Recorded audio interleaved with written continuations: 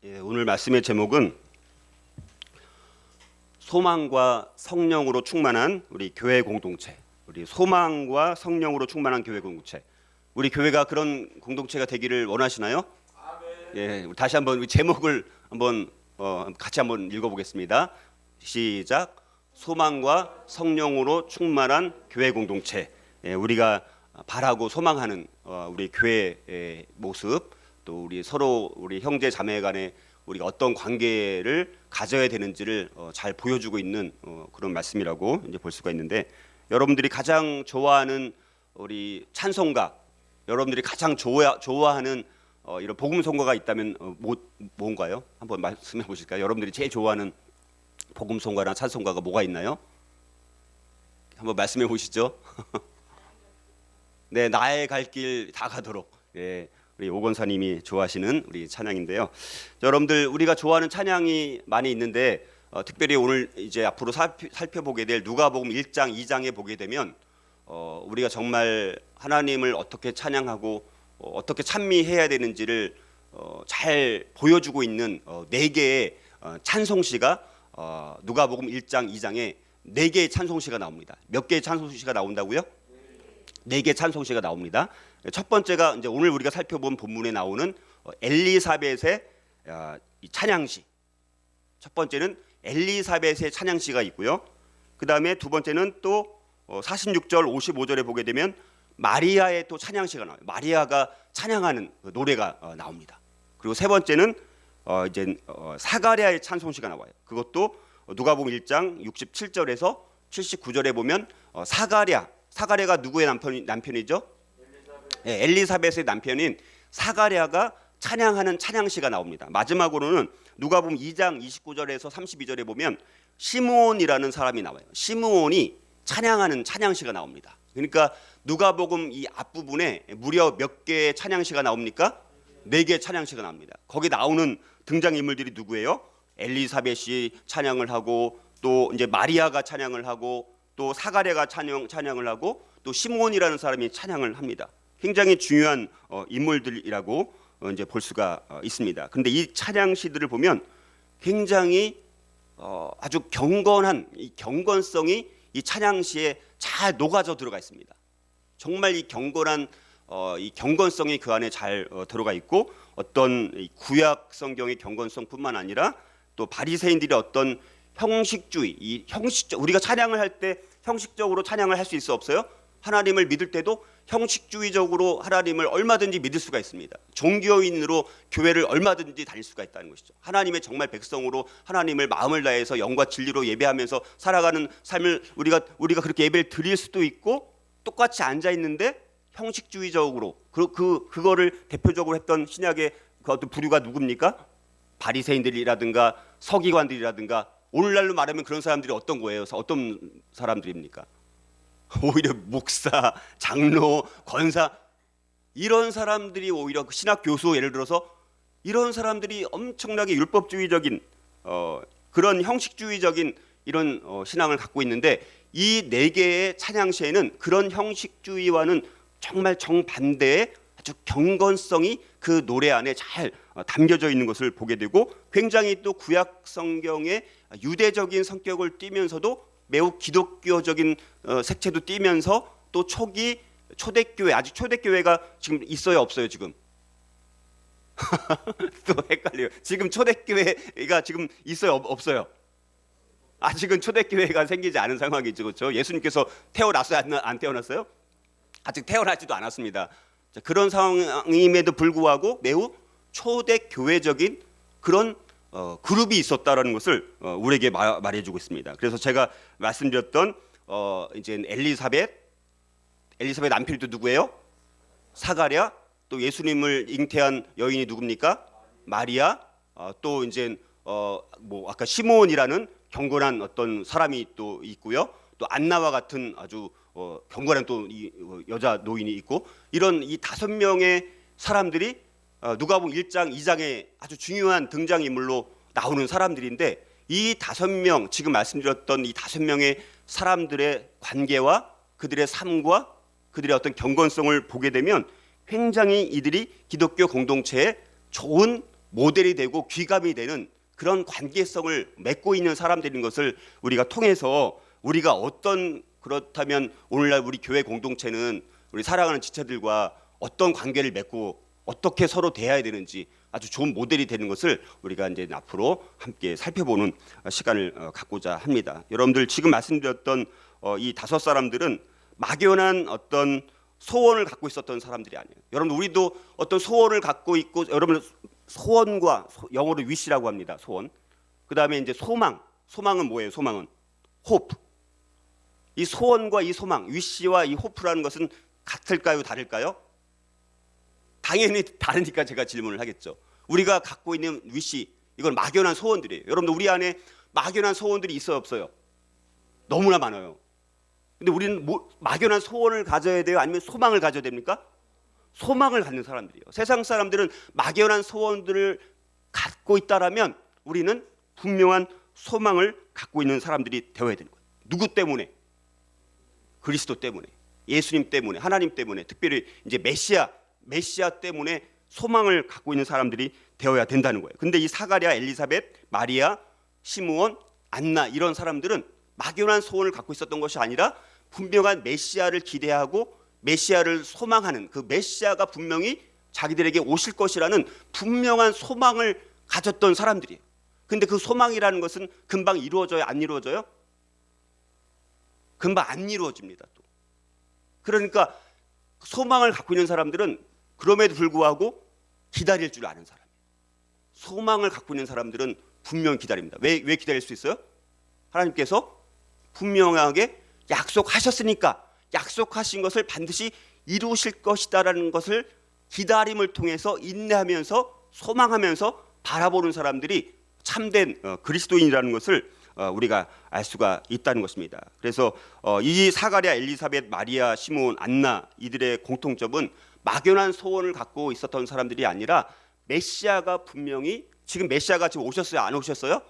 아직 안 오신 상태에서 그럼에도 불구하고 메시아가 자기들을 구원하러 오실 것이다라는 것을 분명히 막연한 소원으로 기대하고 믿었던 것이 아니라 분명하게 하나님의 약속이니까 성취될 것이라는 것을 믿고 인내하고 기다리는 그런 사람들이었고, 또 그런 사람들끼리 관계를 맺다 보니까 서로 격려해주고 위로해주고 축복해주고 축하해주고 격려해주고 용기를 주고 더 확신을 또 심어 불어 넣어주는 그런 역할들을 했다라는 거예요.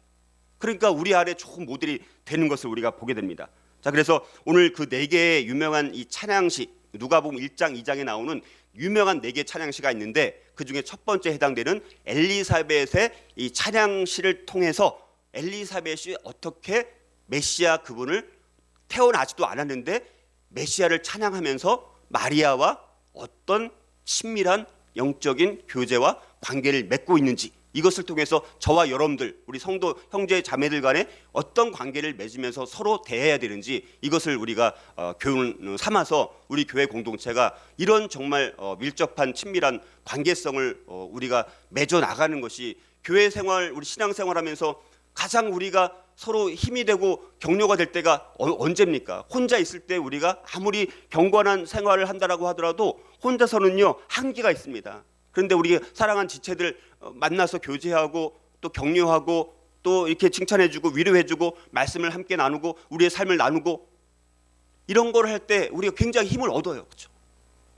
우리가 그래서 그런 교회 공동체를 사모하는 마음으로 오늘 말씀을 통해서, 그렇다면 우리가 소망과 성령으로 충만한 교회 공동체는 서로를 우리가 그럼 어떻게 대해야 하느냐라는 것을 우리가 함께 살펴보고자 합니다. 첫 번째는요, 최고의 찬사로 감격과 기쁨과 은혜와 축복을 서로 나누어야 합니다. 우리의 관계는 서로 그냥 이렇게 비하하고 자꾸 낮게 평가하고 그런 것이 아니라 최고의 찬사로, 이 특별히 감격이라는 것은 뭐 세상적인 이런 감격을 말하는 것이 아니라 메시아로 인한 감격들, 메시아로 인한 기쁨과 그 은혜와 그 축복을 날마다 서로 깊이 있게 나누는 관계 속에서 우리의 사랑이 더욱더 깊어가고, 우리가 그럴 때 참 믿음의 여정을 우리가 혼자서 할 수 없는 것 같아요. 그렇죠? 우리는 절대 믿음의 여정이라는 것이, 하나님은요, 예수님께서 성경에서 말하는 교회는 절대 혼자가 아닙니다. 혼자서는 정말 우리가 이 믿음의 여정을 절대 걸어갈 수가 없습니다. 그래서 예수 그리스도가 머리가 되어주고 우리를 뭘로 만들어준 거예요? 몸으로 만들어준 거예요. 몸에서 붙어서 지지고 볶고 살아야지 그 안에서 참된 행복과 영적인 것들을 공급받는다라고 말씀을 하신 거예요. 그래서 우리가 더 모이기에 힘써야 되는데 사탄은 교회가 모이는 것을 좋아해요? 싫어해요? 싫어합니다. 어떻게든지 교회가 못 모이게 하려고 하는 거예요. 이런 코로나 이런 것도 다 이 배경까지 살펴보게 되면 교회가 결국은 모이지 못하게 하는 이 사탄의 전략 중에 하나가 아닌가 그런 생각들을 해보게 됩니다. 자, 어찌됐든 우리 이제 마리아는 지금 어떤 천사로부터 어떤 예고를 받았어요? 지금 상황이 우리 1장 지난주까지 살펴본 게 천사로부터 천사 가브리엘부터 마리아가 그 예언을 받은 게 뭐예요? 이제 성령으로 이제 메시아를 잉태한다라는 엄청난, 이거는 뭐 엄청난 일 아닙니까? 자기 뱃속에 메시아가 잉태된다는 거예요. 그것도 어떻게? 동정녀 성령에 의해서 아기를 갖게 된다라고 예언을 받은 상황입니다. 그런데 천사로부터 어떤 또 얘기를 들었어요. 친족 엘리사벳이 벌써 잉태한 지 얼마나 되었다고요? 6개월이나 됐다라는 상황. 자, 그거를 듣고 마리아는 곧바로 이제 너무너무 궁금한 거예요. 그리고 너무너무 기쁜 거예요. 여러분 같았으면 가만히 있었을 것 같아요? 아니면 가만히 있는 게 정상이에요? 아니면 그 기쁨이 너무 감격스러워서 어떻게라도 해야 될 것 같아요? 어떻게 해야 될 거예요? 그게 오늘 39절 40절에 나오는 거잖아요. 우리 아까 성경 본문 읽어봤잖아요. 39절 40절 한번 같이 읽어볼까요? 같이 읽어보겠습니다. 시작. 이때 마리아가 일어나 빨리 산골로 가서 유대 한 동네에 이르러 사가랴의 집에 들어가 엘리사벳에게 문안하니. 이때가 언제예요? 이때가 지금 말씀드렸잖아요. 이제 엘리사벳이 누구를 지금 잉태했어요?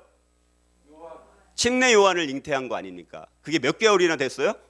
벌써 6개월이나 되었을 때. 그러니까 마리아가 천사한테 들었는데 자기 친족 엘리사벳이 그 침례 요한을 잉태했다는 얘기를 듣고 또 자기도 이제는 메시아가 될 엄청난 그 그리스도를 잉태하게 될 거라는 것을 이제 마리아가 듣고 이제는 그거를 이제 확인해 보고 싶은 거예요. 그리고 자기가 너무너무 기쁜 거예요. 그래서 천사가 떠나자마자 곧바로 서둘러서 마리아는 자기 고향 살고 있는 나사렛을 떠나서 유대에 있는 엘리사벳 사가랴의 집에 방문하게 된 거예요. 이게 뭐 어딘지는 정확히 알 수는 없지만 유다 지파의 어떤 산지 어느 곳이라고 하는데 뭐 아인 카림이라는 어떤 장소라고 지금 우리가 알려져 있는데 그 장소까지는 무려 한 100km에서 한 150km나 되는 먼 거리입니다. 그때는 자동차가 있었어요, 없었어요? 없었기 때문에 걸어서 가든가 아니면 이런 대상들을 타고 이제 갈 수 있었던 상황인데 어찌됐든 최소한 4일 이상은 계속해서 걸어서 갈 수 있는 그런 거리가 100km 이상 되는 그런 곳인데 굉장히 수고로운 일이죠. 힘든 일입니다. 굳이 걷기를 별로 저도 걷는 걸 별로 좋아하진 않지만 걷기를 싫어하는 사람들은 뭐 주님께서 말씀하셨으면 됐지 뭐 거기까지 가나 이런 마음이 들었겠지만 이 이제 마리아는 그 천사가 이제 떠나자마자 그 친족 엘리사벳을 정말 빨리 가서 만나고 싶었고 정말 6개월이 됐는지 확인하고 싶었고 자기가 천사로부터 나도 이런 예언을 받았는데 이걸 한번 정말 같이 나누고 싶은 마음이 그렇게 충만했다라는 거예요. 그러니까 마리아가 왜 그렇게 빨리 서둘러서 엘리사벳을 찾아갔느냐라는 것입니다. 마리아는 천사의 자기에게 나타남을 통해서 이제 믿음의 눈으로 자기가 정말 하나님의 특별한 은총을 받게 됐다는 것을 이제 깨닫게 된 거죠. 그리고 자기와 너무나 유사한 엄청난 놀라운 경험을 이미 하고 있는 친족 엘리사벳. 벌써 엘리사벳 그 친족은 6개월이나 됐다고 천사가 말씀하셨는데 얘기를 했는데 야 벌써 6개월이나 되었다니 참 놀라운 일이다. 그런 것들을 이젠 감격을 나누고 그 기쁨을 함께 나누고 싶었다라는 것입니다. 그래서 이미 침례 요한을 잉태한 지 적어도 6개월이 넘은 엘리사벳을 정말 진심으로 축복하고 축하해주고자 하는 마음이 너무나 간절했다라는 것이죠. 그리고 여기 이제 문안했다라는 말 자체가 너무너무 기쁘고 너무너무 반가운 이 표현이 되어 있는 것이 그냥 이 문화. 우리가 그냥 어느 집을 그냥 갑자기 똑똑 두드리고 들어간 그런 방문이 아니라 아주 기쁨과 반가움이 철철 넘쳐서 이제 방문했다라는 그런 개념을 이 안에 담고 있다라는 것이죠. 그래서 이제 마리아는 친족 엘리사벳도 정말 하나님의 은혜로 인해서 잉태되었다라는 소식을 천사로부터 듣고 나서 그 기쁨을 신속하게 어떻게 해서든지 빨리 나누고 싶은 마음이 충만했기 때문에 이제 엘리사벳의 집에 방문하고 있는 것을 보게 되어지고, 그만큼 축복해주고 싶은 마음, 자기의 기쁨을 함께 나누고 싶은 마음이 충만하다 보니까 또 엘리사벳을 사랑하는 마음, 그렇게 사랑하는 마음도 충만한 것이 이 안에 반영되어 있는 것을 우리가 볼 수가 있다는 것이죠. 그러면서 또 최고의 찬사를 보여주는데 42절에 보면 이렇게 또 엘리사벳은 이제 자기를 또 멀리서 이제 마리아가 찾아온 거예요. 연락도 없이. 그렇죠. 그때는 뭐 지금처럼 뭐 전화를 할 수 있어요, 뭘 할 수 있어요. 연락도 없이 느닷없이 갑자기 자기를 찾아온 거예요. 그런데 참 엘리사벳도 참 대단한 것이 문안하러 온 이 마리아를 보자마자 이렇게 놀라운 말을 합니다. 42절에 보니까 이렇게 얘기합니다. 엘리사벳이 이제 마리아에게 이렇게 축복을 해주는 거예요. 42절 한번 같이 읽어볼까요? 시작. 큰 소리로 불러 이르되 여자 중에 내가 복이 있으며 내 태중에 아이도 복이 있도다. 이렇게 이제 이야기를 합니다. 그러니까 마리아도 참 대단하고요, 엘리사벳도 참 대단한 거예요. 야, 그 시대에 정말 400년 동안 침묵 시간이라는 중간 시대라는 정말 하나님의 계시가 전혀 없었던 캄캄한 어둠 속에 있었던 그런 시대에도 엘리사벳도 그렇고 사가랴도 그렇고 마리아도 그렇고 뭐 시몬이라는 사람도 그렇고 안나라는 사람도 그렇고 정말 경건한 사람들이 그 시대에도 있었다는 것을 보여주면서 이런 말씀 하나하나가, 야, 이들이 이렇게 경건하지 않고는 메시아를 정말 아주 열망하지 않고는 이런 말들을 도저히 할 수 없는 그런 말들을 하고 있다라는 거예요. 이런 말씀들이 하나하나 정말 놀라운 말씀이라는 거예요. 큰 소리로 불러 이르되 여자 중에 내가 복이 있으며 내 태중에 아이도 복이 있도다. 자, 엘리사벳이 이것을 그런데 어떻게 알았을까요? 성령님께서 알게 해주신 거예요. 그러니까 오늘 말씀의 사실 주제는요, 성령님이 주제인 거예요. 이런 모든 것들을 다 어떻게 알게 되었어요? 성령님께서 알려주시는 거예요. 인간적인 생각으로는 알 수가 없습니다. 우리가 정말 성령이 충만하면 지금은 우리 주변에 일어나는 일들을 해석할 수 있을까요, 없을까요? 해석하게 되어요.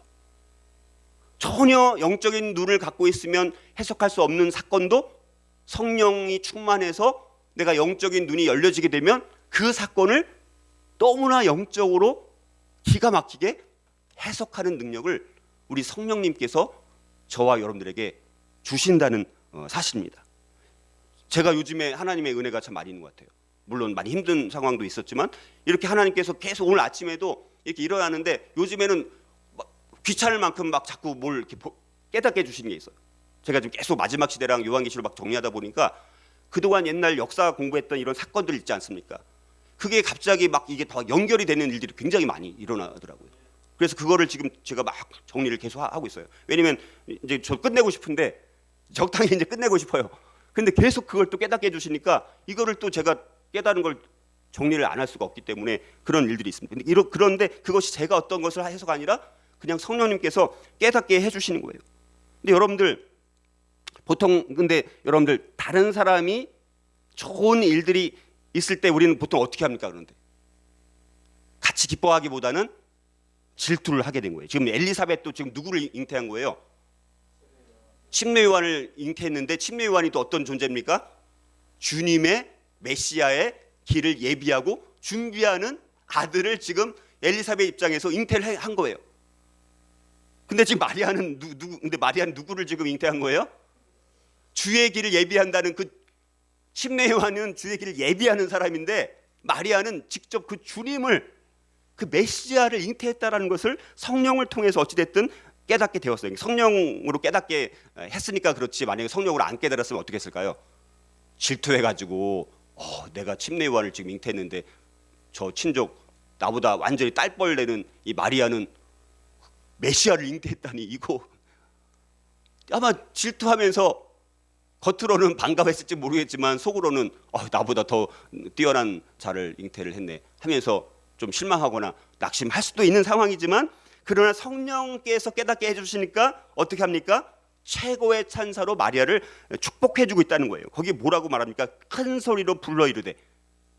얼마나 이 축복을 해주고 싶었으면 적당한 소리로 이야기하는 것이 아니라 큰 소리로 불러 이르되, 마치 메가폰을 대고 큰 소리로 외치는 것처럼 너무너무 자기도 기쁘고 자기도 감격스러워서 질투는커녕 오히려 큰 소리로 불러 이르되 마리아를 축복하고 축하해주고 위로해주고 격려해주고 그 기쁨과 감격을 함께 나누고 있는 모습을 보게 됩니다. 거기다가 어찌됐든 성령님을 통해서 그리스도를 잉태했다는 것을 안 거예요. 엘리사벳 입장에서도. 참 놀라운 것은 어떻게 그런 상황에서 엘리사벳이 마리아가 주님을, 메시아를 잉태했다는 것을 알게 되었을까? 성령님이 아니고서는 절대 깨달을 수 없는 것을 깨닫게 해주셨다는 것이고, 그러면서 뭐라고 말합니까? 큰 소리로 불러 이르되 여자 중에 내가 복이 있으며. 여자들, 수많은 성경에 수많은 하나님 앞에 쓰임받았던 많은 여자들이 있었지만 그런 여자들 중에서도 가장 복된 여인이 누구라는 거예요? 마리아라는 거예요. 마리아. 어떤 여인보다도 최고의 복을 받은 여인이 마리아 당신이다. 최상급의 말로 지금 축복해주고 있는 것을 보게 됩니다. 참 대단한 것 같아요. 여러분들, 우리 성도들도 우리가 다른 지체들을 바라보면서 정말 그 지체 안에 좋은 일들이 있거나 정말 기쁜 일이 있거나 은혜 받은 일이 있거나 이럴 때 우리가 정말 진심으로 이 엘리사벳처럼 마리아를 향해서 큰 소리로 불러 이르면서 정말 메가폰을 막 불러대는 것처럼 이렇게 칭찬해주고 같이 축복해주고 축하해주는 그 마음을 가지고 우리가 서로를 그렇게 축복해준다면 상대방이 그것을 알까요, 뭘까요? 당연히 알겠죠. 진심으로 축복해주는지 아니면 배 아파하면서 축복해주는지 알아요, 몰라요? 우리가 알 수 있다는 것입니다. 베드로전서 3장 8절 9절은 이렇게 말씀합니다. 너희가 다 마음을 같이하여 동정하며 형제를 사랑하며 불쌍히 여기며 겸손하며 악을 악으로 욕을 욕으로 갚지 말고 도리어 복을 빌라. 이를 위하여 너희가 부르심을 입었으니. 이렇게 말씀합니다. 복을 빌어주기 위해서 우리가 부르심을 받았다라고 말씀합니다. 여러분, 우리가 다른 사람에게 복을 빌어줄 때 우리에게 또 복이 임하는 거예요. 다른 사람에게 복을 빌어주기는커녕 자기에게만 복이 있기를 원하는 사람들에게 하나님께서 과연 복을 주실까요? 그렇지 않다라는 거예요. 그래서 우리가 정말 우리 지체들 안에서 우리가 남이 잘못되면 동정은 잘해요. 우리는, 그렇죠? 남이 잘못되면 동정은 잘해요. 근데 잘 될 때 축복해 주는 것은 인색합니다.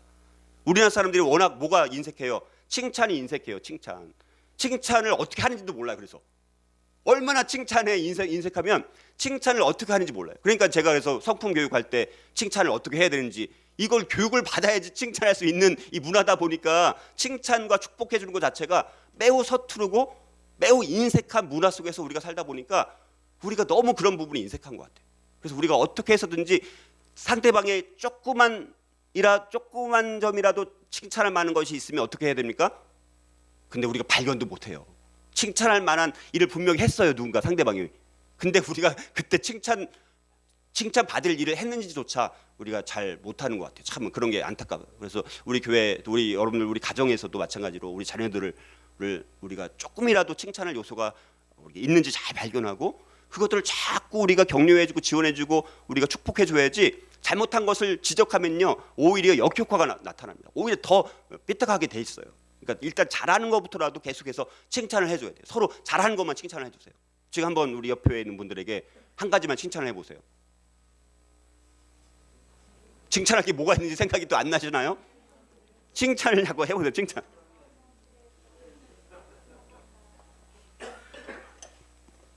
그래서 우리가 교회 안에서도 우리 어떻게 해서든지 서로 칭찬해주고 격려해주고 축복해주는 그런 문화가 돼야지 교회 자꾸 오고 싶지. 교회 왔는데 맨날 질책만 받고 별로 안 좋은 소리만 들으면 우리가 나오고 싶지 않잖아요. 그러니까 서로 어떻게 해서든지 칭찬만 해주세요.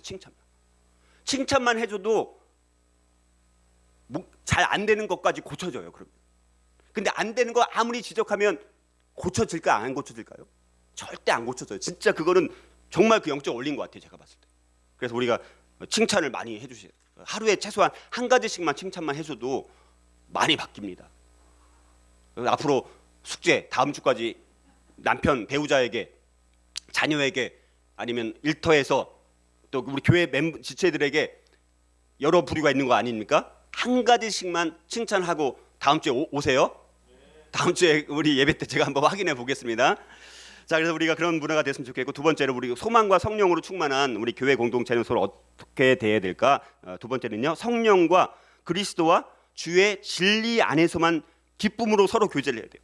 성령 안에서, 그리스도 안에서, 주님의 진리 안에서 우리가 교제할 때 그런 교제가 정말 좋은 교제인 것 같아요. 우리가 이 세상적인 것들, 이 세속적인 것들, 뭐 아파트고 뭐고 뭐 이런 물질적인 것들, 이런 것들을 아무리 나누면 그런 나눔을 하고 나면 마음이 더 충만해집니까? 더 황폐해집니까? 황폐해져. 교회 왔는데 맨날 아파트 얘기하고 차 얘기하고 뭐 이런 얘기만 하다가 돌아가면 마음이 충만해서 돌아가야 되는데, 예배 때는 조금 은혜를 받았을지라도 막 나눔하다가 막 쓸데없는 거 막 한참 나누다가 집에 돌아가면 마음이 또 다 사라지고 아주 황폐한 마음으로 집에 돌아가니까 일주일간의 삶이 쉬워요? 어려워요? 어려운 거예요. 그러니까 우리가 무엇을 나누느냐가 매우 중요합니다. 무엇을 나누느냐가 매우 중요해요. 근데 그 나눔은 성령 안에서, 그리스도 안에서, 주님의 진리 안에서만 나눠야지만 된다라는 거예요. 그러면 풍성해지게 돼 있어요. 그리스도는요, 나누면 나눌수록 풍성해지게 돼 있어요. 참 신기한 게. 근데 세상적인 것은 나누면 나눌수록 황폐해지고, 그리스도와 진리와 복음과 이 생명은 나누면 나눌수록 오히려 더 불어나요. 더 풍성해져요. 그런 것 같아요? 안 그런 것 같아요? 별로 안 그런 것 같은가 봐요. 그렇잖아요, 그렇죠? 자, 그래서 이 마리아와 엘리사벳은 그런 교제를 했다는 거예요.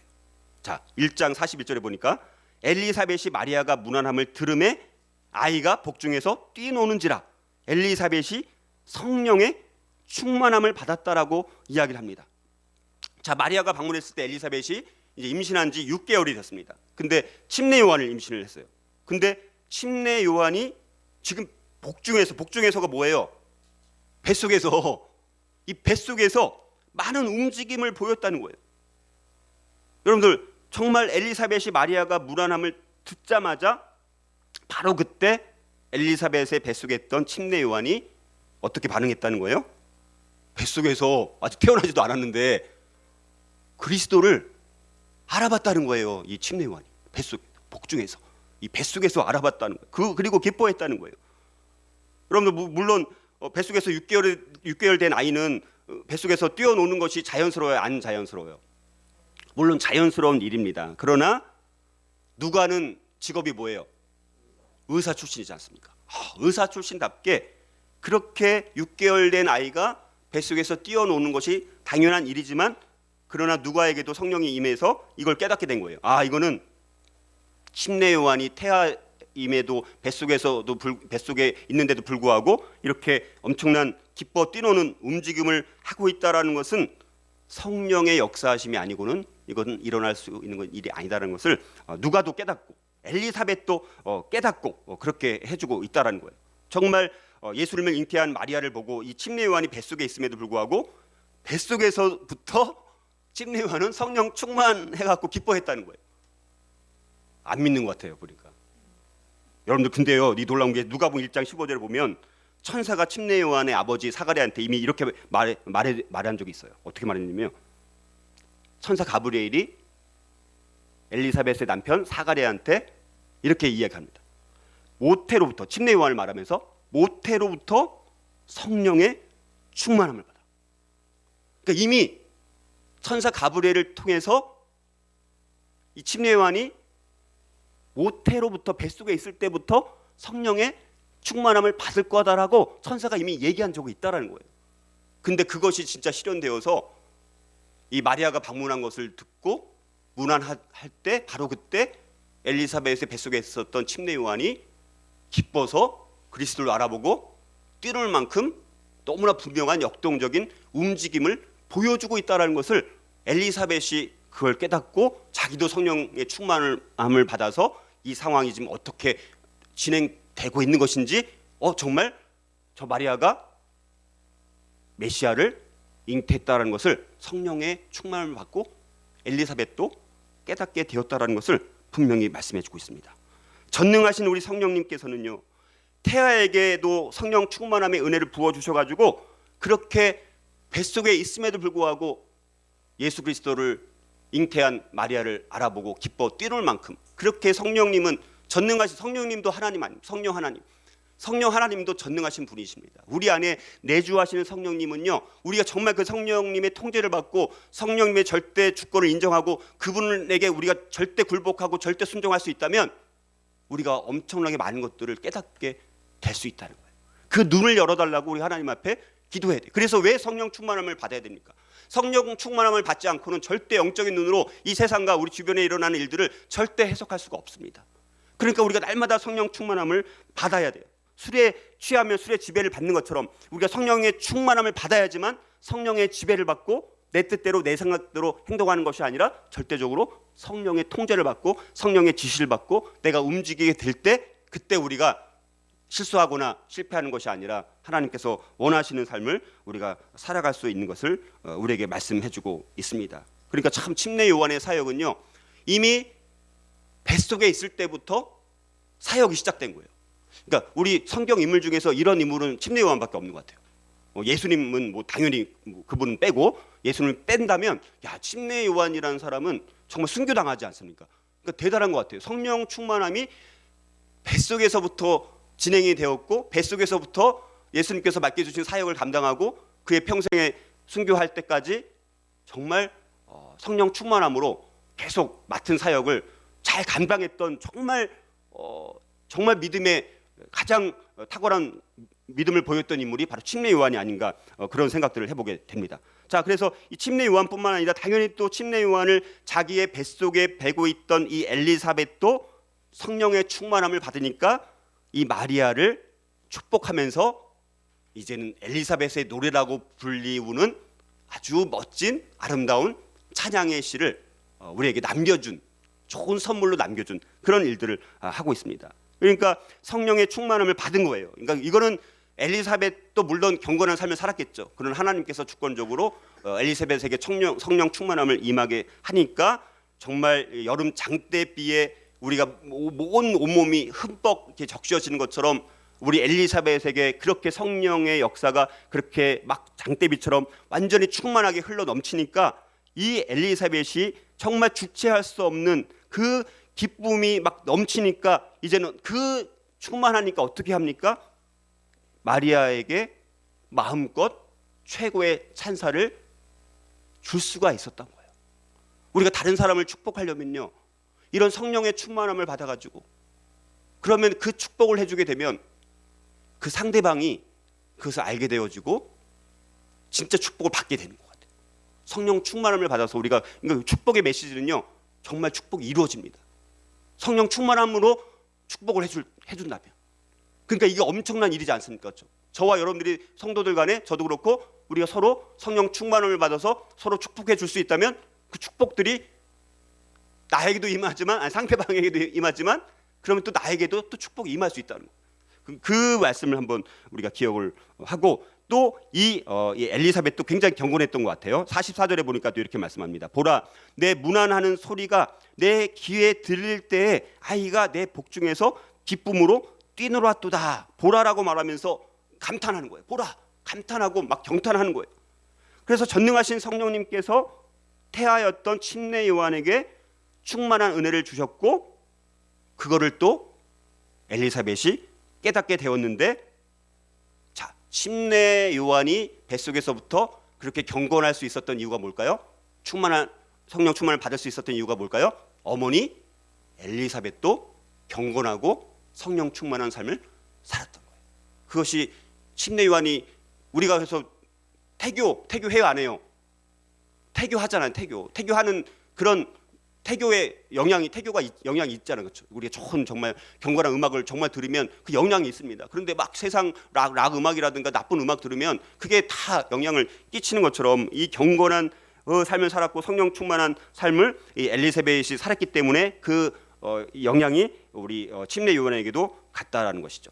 그래서 여러분들 아마도 당연히 마리아도 분명히 성령 충만해서 한 걸음에 달려가서 엘리사벳의 집에 방문했을 것이고, 또 엘리사벳도 지금 성령의 충만을 받았고, 또 뱃속에 있었던 침례 요한조차 성령 충만함을 받고 있는 것을 통해서 정말 이렇게 성령 안에서 교제하니까, 성령 안에서 교제하니까, 서로 성령 안에서 교제하고 성령 충만함을 서로 받은 상태에서 말을 하다 보니까 나쁜 말을 할 수가 없는 거예요. 이거는 도저히 할 수가 없는 것입니다. 정말 축복의 말씀만, 축하의 말씀만, 위로의 말씀만, 권면의 말씀만, 축복의 말씀만 할 수밖에 없는 그런 생각들을 우리가 하게 됩니다. 여러분들 우리 교제도 마찬가지예요.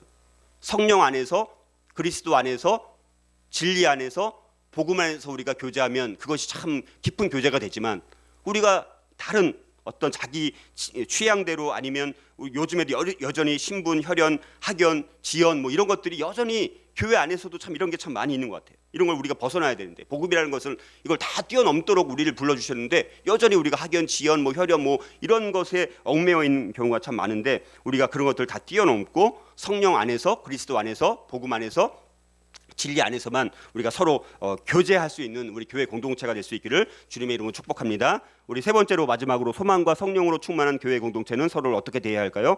자, 세 번째는요, 메시아로 인해서, 이게 중요합니다. 메시아로 인해서 기쁨과 겸손과 위로와 믿음으로 서로를 섬겨야 돼요. 메시아 때문에 우리가 그렇게 서로 축복하고 양보하고 권면해야 되는 이유가 뭡니까? 누구 때문에? 메시아 되시는 그리스도 예수 때문에, 그분 때문에 우리가 그렇게 할 수 있는 거예요. 그분이 없다면 우리는 그렇게 할 수 없는 존재들입니다. 여러분들 정말 놀라운 것은 엘리사벳이 마리아가 뱃속에서 잉태한 그 존재가 주님이라는, 메시아라는 것을 깨달았다는 사실입니다. 43절 한번 같이 읽어보겠습니다. 43절 시작. 내 주의 어머니가 내게 낳아오니 이 어찌된 일인가. 엘리사벳이 성령의 감동으로 내 주의 어머니라고 부르고 있다는 거예요. 마리아를 뭐라고 불렀다고요? 내 주의 어머니. 이 주라는 것이 누구를 가리키는 걸까요? 메시아를 가리키는 거예요. 이분이 바로 예수님을 가리키는 거예요. 바로 그리스도를 가리키는 거예요. 그 주라는, 그렇게 이스라엘 백성들이 자기들을 구원해 줄 그 소망했던 그 메시아, 바로 마리아가 그 메시아의 어머니라는 것을 성령의 감동으로 엘리사벳이 깨달았다는 거예요. 그러니까 마리아를 만난 기쁨도 있지만 엘리사벳도 경건한 사람이다 보니까 이스라엘 민족을 정말 구원할, 죄인된 인류를 구원하기 위해서 정말 구속주로 오실 그 메시아를 고대했을까, 안 고대했을까요? 고대하고 열망을 했는데, 그런데 그 친족 마리아가 뱃속에 그 메시아를 잉태해서 멀리서 자기를 방문해 온 것을 성령의 감동으로 자기 아들 태중에 있던 침례 요한이 뛰어오는 것을 통해서 그것을 깨달았다는 거예요. 그러니까 그 기쁨이 얼마나 컸겠어요. 그러니까 내 주의 어머니가 내게 낳아오니 이 어찌된 일인가 라고 반문하면서 엄청나게 놀라고 있다는 거예요. 그리고 아까 말씀드렸던 것처럼 정말 자기보다 더 뛰어난 자를 지금 잉태했으니까 질투할 만도 한데, 마리아 앞에서 엘리사벳이 어떤 태도를 보이고 있습니까? 겸손한 태도를 보이는 거예요. 여기 말하는 것은요, 내 주의 어머니, 마리아는 아까 뭐라고 했습니까? 자기 딸뻘 되는 존재고요. 자기는 또 제사장 부인입니다. 근데 마리아는 뭐 별로 이렇게 좋은 어떤 그런 건 아닌 것 같아요.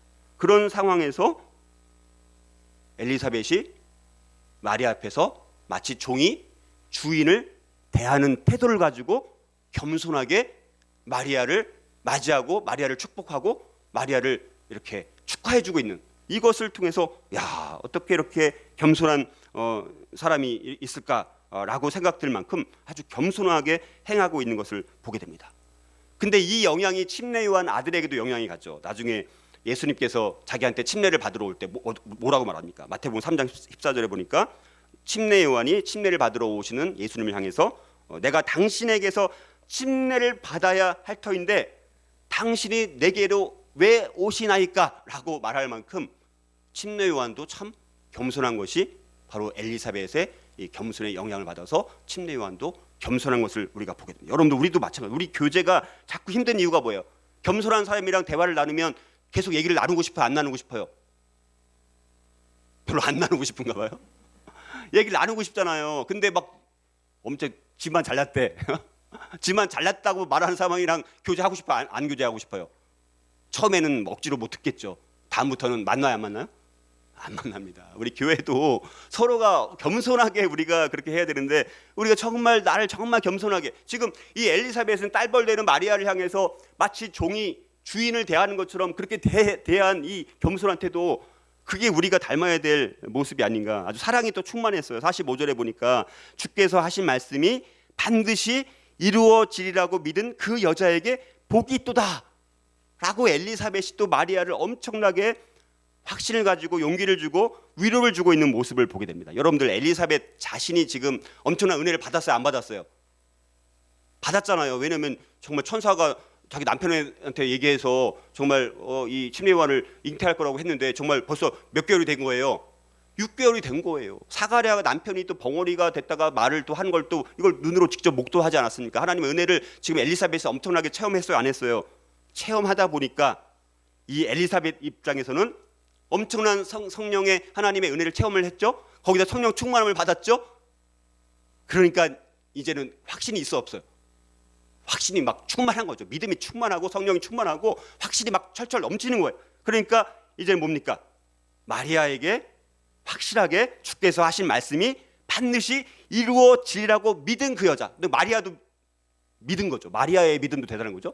마리아의 믿음도 대단한 건데, 그 엘리사벳이 주께서 하신 말씀이 반드시 이루어지리라고 믿은 당신, 이 마리아, 예수님을 잉태한 당신에게 정말 복이 있을 거다라는 위로와 격려와 용기를 주고 있는 것을 보게 됩니다. 그러니까 마리아도 정말 변함없는 믿음을 가졌을 뿐만 아니라 이 엘리사벳도 성령이 충만하고 믿음이 충만하고 확신이 막 충만해가지고 철철 넘쳐가지고 그의 모든 이 엘리사벳의 영혼을 완전히 지배를 해버리는 거예요. 그러면 이제는 정말 이 복이 있도다, 축복을 할 수밖에 없는 그런 영적인 상태가 되어 있는 것을 우리에게 말씀을 하고 있다는 것이죠. 여러분들, 우리도 마찬가지예요. 하나님의 말씀의 성취를 우리가 경험을 해야 돼요. 우리 그래도 사랑하는 성도들 안에서 하나님의 말씀의 성취와 은혜를 경험하는 일들이 계속 그래서 일어나는 것이 저는 참 너무너무 감사해요. 그거를 제가 계속 이제 듣고 보니까. 그래서 우리가 내가 먼저 하나님의 말씀의 성취를 경험한 사람이 돼야지 다른 사람들에게 위로와 격려의 말씀을 전해줄 수가 있는 것입니다. 그러기 위해서는 우리가 뭘 해야 돼요? 말씀을 정말 온전히 믿고 신뢰하고 순종하는 단계까지 가야지 말씀의 온전한 성취를 우리가 경험할 수 있는 거예요. 그렇죠? 말씀에 우리가 성취를 경험하지 못하고 있는 이유 중에 하나가 뭡니까? 말씀을 그대로 믿지 못하고 또 말씀이 임해도 그 말씀대로 순종하지 못하다 보니까 말씀의 성취를 절대 경험할 수 없습니다. 말씀을 믿지도 않고 순종하지도 않는데 어떻게 말씀의 성취를 우리가 성취할 수 있겠어요? 그러니까 우리가 그래서 이 엘리사벳도 그렇고 마리아도 그렇고 정말 하나님의 말씀을 그대로 믿고 또 순종했던 모습을 통해서 정말 믿음이 충만해서 서로를 격려하고 또 충만하고, 정말 이 엘리사벳도 그렇고 마리아도 그렇고 엄청난 주의 길을 예비하는 침례요한을 태어나게 한 엘리사벳 이 어머니 모습도 있고, 이제 정말 정말 메시아를 정말 잉태해서 태어나게 하는 마리아, 그냥 엘리사벳과 마리아가 된 게 아니라는 것을 우리가 보면서 이들이 그렇게 믿음이 충만하고 성령 충만하다 보니까 아름다운 성도의 교제의 모범이 되는, 표본이 되는 그런 관계를 우리에게 오늘 말씀을 통해서 보여주고 있다는 것을 우리가 통해서 우리가 저와 여러분들이 이 엘리사벳과 마리아를 본받아서 우리도 성령 충만하고 믿음이 충만해서 다른 사람들을 비하하거나 우리가 낮게 평가하는 그런 말을 한 번이라도 하는 것이 아니라 정말 서로 격려하고 위로해주고 축하해주고 격려해주고 용기를 불어넣어주고 축복해주고, 그 축복이 정말 상대방에게 정말 임하게 되어지고 나에게도 축복이 임하게 되어져서 우리 교회 공동체가 아름다운 그런 믿음의 신앙 공동체가 되는 소망을 우리가 갖고 성령 충만한 교회의 공동체가 되어서 이런 친밀한 영적인 관계를 맺어서 더 축복받는, 축복이라는 것이 단순히 물질적인 축복을 넘어서 정말 하나님 나라가 우리 교회, 우리 사랑하는 성도들 삶과 가정과 일터 가운데 임하는 복된 교회가 될 수 있기를 주님의 이름으로 축복합니다.